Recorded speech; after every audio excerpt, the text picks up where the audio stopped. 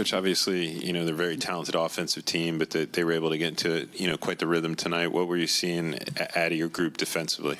There wasn't much defense early. I think we didn't do a good job protecting the rim. But you have to give Milwaukee a ton of credit. They're playing great basketball right now, confident. Playing like a well-oiled machine. They share it, they move it, they trust their shot. So you got to give them a ton of credit tonight. Second contest in a row, the free throw disparity played a factor. What were you kind of seeing from that? Was it late rotations, just tough calls? What were you seeing in that regard? I think it's a combination of all of it. We were a step slow in some areas. Some of the calls, obviously, you want to look back at, obviously look at it on film. But, again, we have to do a better job of being in position early and not expecting the calls. We're going to have to earn calls and then show our bodies early so we don't give them a reason to call it. When you're going against a set defense like that, sometimes it could play into the offensive rhythm, but you guys were still able to move the ball effectively, get a number of guys in double figures. What were you seeing out of the group's offensive rhythm that was able to keep you in the game? Well, when we did get stops, we were able to get out and run. I think that was going to be our calling card for tonight, being able to play when their defense wasn't set. Again, sharing and moving the basketball, but again, we got to be able to make shots as well. That's where it becomes tough. Coach, you had 12 points out of Goga Batadze, who's been a key spark off the bench lately. What have you seen out of him recently after you guys have just recently picked him up around the trade deadline? What about his game does he bring to this team to provide a winning culture? He's solid. Just, he does a great job setting screens, rolling, a presence around the rim. I think he's got great footwork. He's able to move it. And then when he gets it down there on the block, he's able also to spray it out to make plays for other guys.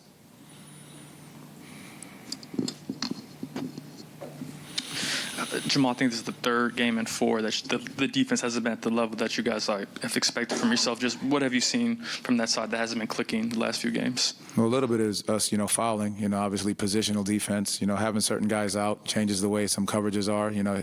Not having Wendell in the game, does change the game a little bit in the pick and roll coverage. But again, that's not an excuse. I think we've got to just continue to tighten it up, have earlier help, guys in position faster, and our level of communication can continue to get better. All right. Thank you, Coach Mosley. Thank you, guys. Cole, they seem to get into an offensive rhythm early. What were you seeing from the defense tonight and the inability to slow them down? The defense for us?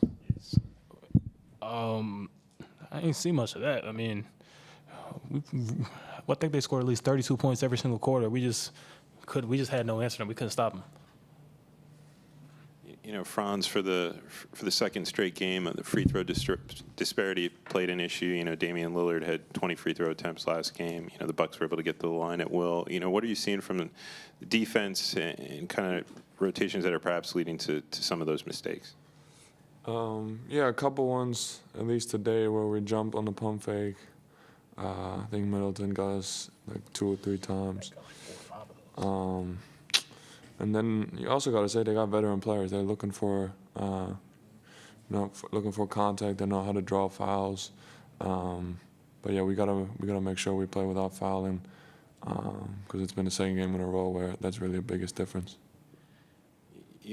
Cole, oftentimes when the defense is not flowing, it can affect the offense, but you guys did a good job of staying in a rhythm offensively and putting up points tonight, getting a number of guys in double figures. What were you able to do well offensively to keep you guys in the game?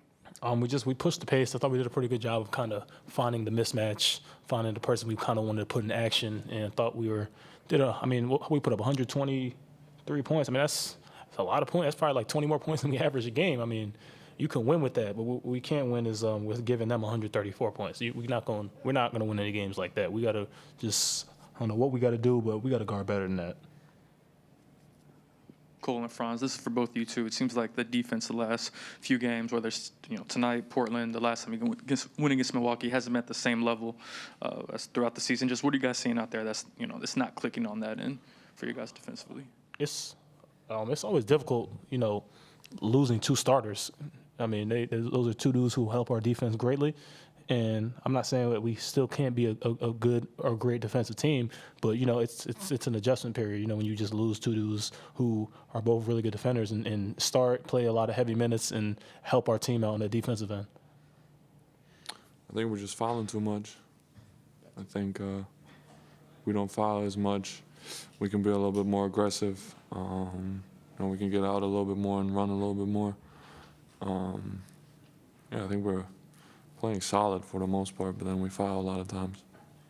Franz, I just wanted to ask you, Paolo had a somewhat slow start to the game, even heading into the third quarter and fourth quarter, but he still finished with 20 points. What does that say to his ability to even get to his spots, get to wherever he needs to be on the floor, and still score at a high level, even when it seems like he's having an off night?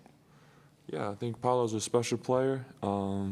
He's probably still figuring stuff out. You got to ask him that, but his natural ability, his driving ability, the body that he has.